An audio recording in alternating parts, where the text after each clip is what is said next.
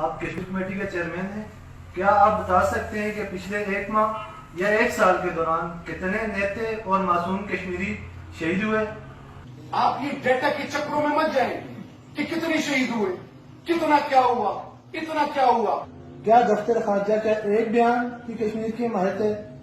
اگر یہی فائرنگ کے LOC کے بجائے ورکنگ باؤنڈری پر ہوتی تو پاکستان کا یہی رد عمل آتا جو کشمیر کا معاملہ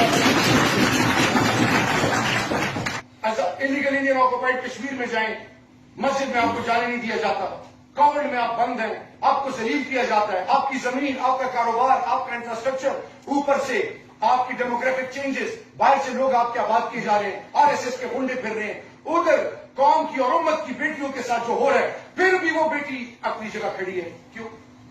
وہ تو یہ سوال نہیں پوچھتی کہ پاکستان میں کتنے پروٹیسٹ ہوئے، پاکستان نے کیا کیا، وہ جی پاکستان میری آواز اٹھا رہا ہے نہیں اٹھا رہا، وہ جی پاکستان یہ ہو گیا، یہ تو ہندوستان کی بولی ہے، یہ تو ہندوستان کی بولی ہے۔ ہمیں نان ایشوز کو ایشوز بنا کے ہمیں لڑایا جاتا ہے اور دشمن مزے اڑا رہا ہے، مزے کر رہا ہے کہ یہ آپس میں ایک دوسرے کے لیے کافی ہے۔ کب تک ہم لڑتے رہیں گے؟